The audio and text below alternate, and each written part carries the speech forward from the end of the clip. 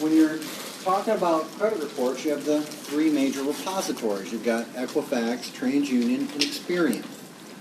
Okay, and the first credit bureau was Equifax, and it was started by a guy named Guy Woolford.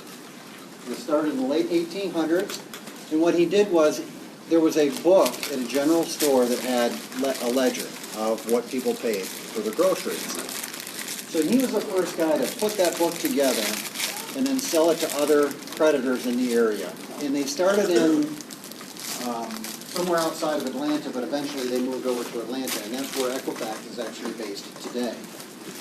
The other two bureaus that are still around are Experian, which was TRW, that was born out of the auto industry and then spun off, and now the same company that owns Burberry owns TRW, except for they were recently spun off too. But anyway, it's actually traded on the exchange in the UK.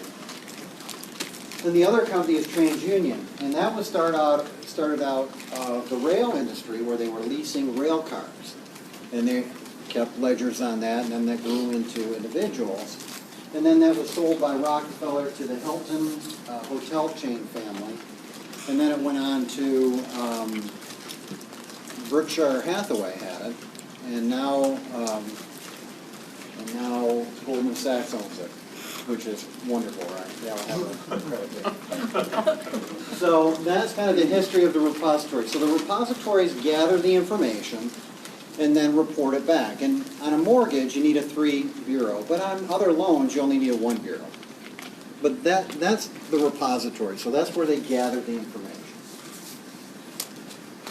Now, the thing about your credit report is it doesn't actually exist right now. In fact, it never really actually exists. What happens is when a request is made for your credit, the data comes through and they search the entire database, and they pull all the information from your creditors and then deliver it back to you. And then it's gone again.